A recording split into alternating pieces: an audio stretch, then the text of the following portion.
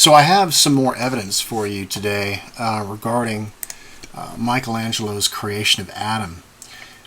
It turns out that Michelangelo was a lot more detailed than the neurosurgeons even gave him credit for in his fresco called The Creation of Adam. What you're looking at right here is a Gray's Anatomy image of a sagittal version of the brain. If you notice, it's faced to where it's facing left. One of the things that the neurosurgeons didn't do is they really didn't do a forensic analysis on the brain that Michelangelo painted in his fresco. And because they didn't do a forensic analysis of it, it's all left up to speculation as to whether that's actually what he did or not. But it turns out that Michelangelo was a lot more detailed than we thought. And I'm going to show you a couple of things in this presentation that's pretty much going to nail down some very interesting things that he did. Now, one of the things that you guys are probably used to seeing when you see this image of the brain, and this is from PubMed. We're going to take a look down here, and this is the image that you normally see. Now, the problem with this image is everything is not it's not to scale. What they've done with the brain stems and everything, you can see what they did is they gave it a quick look, and they said, oh, you know, the feet and everything coming out on the right hand side, obviously it must be the brain stem. So without giving Michelangelo the credit that he really deserves in his high detail understanding of human anatomy, they just tried to make it work.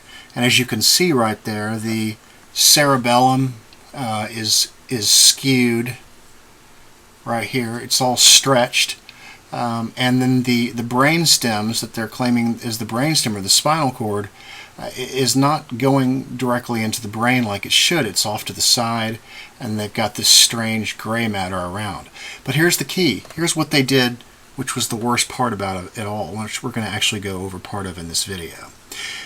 Everything in the middle is left blank. Apparently, these neurosurgeons that looked at this didn't look at the middle part of the brain at all. So, of course, what that did is it left all this up to speculation. But now, we're going to be able to clearly see in high detail several regions of the brain and what Michelangelo actually did. Now, one of the things that you have probably seen before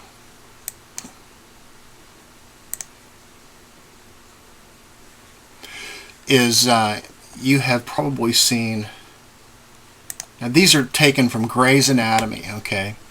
Now what I want you to notice here is the area where we have the fornix, okay? I'm going to zoom into the fornix here real quick. And then what I'm going to do is I'm just going to decrease. In fact, I think what we can actually do would be to just slightly erase that area. That'll probably make it a lot more obvious.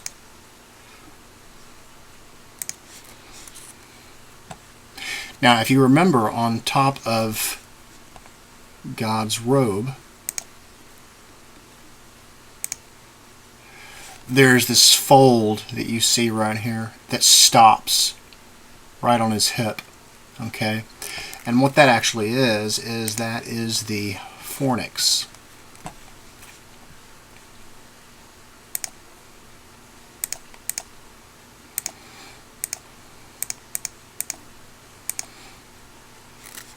So as you can see, that area is the fornix. And you can see that it stops right here just like it does on his robe.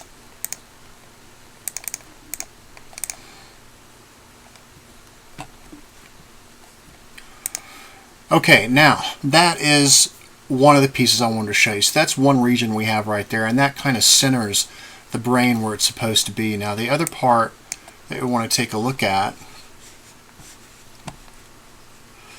is we want to take a look at this side. Now One of the things that the brain surgeons or the neurosurgeons, since they didn't do their forensic analysis, one of the things that we cannot hold against them is the fact that they have always incorrectly flipped the brain horizontally. But we can't expect them to know that the Ancient of Days, which is described in Kabbalah, or mind, or Nous, which is actually what Michelangelo has painted here, or the Christ. The Ancient of Days in Kabbalah is actually specifically stated to be in right profile, because there's no left-hand path. So if you go and read the Book of Concealed Mystery, you will specifically see that this figure is the figure of a face always in right profile, not left profile like the PubMed site presents to us. And that's one of the reasons why they got it wrong, but we can't expect them to know that kind of information. We should expect them, though, to do a little bit more of a forensic analysis on this if they're going to publish something in this PubMed or Gov. So that brings us back to this image here, because this fold that you see right here where it comes back up and it comes down again, well, what that actually is the division between the occipital lobe and what we see as the cerebellum. And that's what that is. See, we can see that lines up, but in addition to the we also see the fornix. Now, here's the really cool thing. Most of us are not aware that when we take a look at a brain, we're actually looking at something. It just looks like a bunch of spaghetti all folded all over the place, and it just looks kind of random, but actually it turns out it's not random at all. The folds that you see on a brain, although slightly different from one brain to the next, just like we would expect, they are always generally uniform, and they are the same areas. So the folds are always generally the same. And what that actually does, as you can see here on the diagram on the right, it allows these neurosurgeons and doctors to correctly identify regions of the brain. The two regions of the brain that we're interested in right here is the yellow area, and it's called the cingulate gyrus. And the area that's right next to it, this white area that you see right here, is called the precuneus. Okay, so here's what Michelangelo did.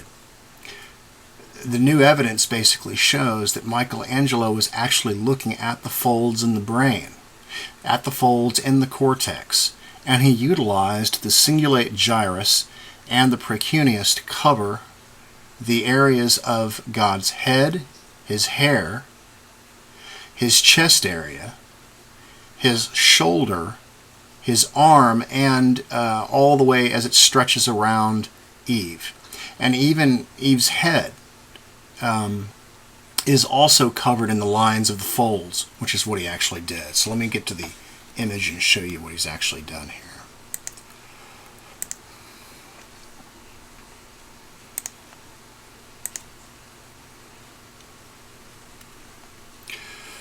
Okay, so right here is our Gray's Anatomy image of a brain, and what I had to do was obviously flip the brain in order to make it match up with what we see in the fresco.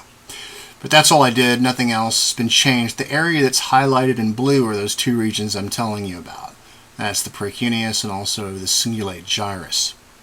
Now, when we scroll up and take a look, what he's actually done here, and I've left the lines for you so that you can see.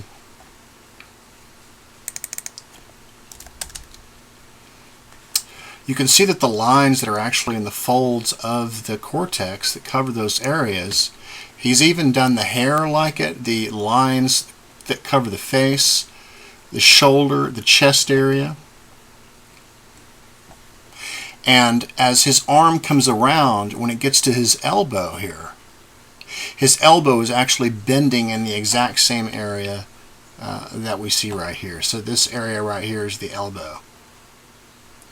This area that you see right here where my mouse is where Eve's head is. So you can see her head covers that area right there. So what we can actually see is that in many different areas, and also this little guy right here reaching around to this frontal cortex part of the brain right here with his arm. So what he's actually done is he's actually taken the sagittal version of a brain, and he has looked at the various regions of the brain. And as you can clearly see, he's using the cingulate gyrus as God's arm, and I left this area right here without his hand showing just because I wanted you to see the continuous area of the cingulate gyrus as it moves around. And you can see where his elbow bends in the exact same area, and how this area up here matches where his hair is flowing and everything. So what Michelangelo's actually done, and I think this is now easily, I don't think it can be disputed at all what he's actually doing, especially with all the other evidence involved with this, because now we can see that the area of the fornix matches what we see. The area of God's arm is actually matching the exact same configuration that we see of those two areas.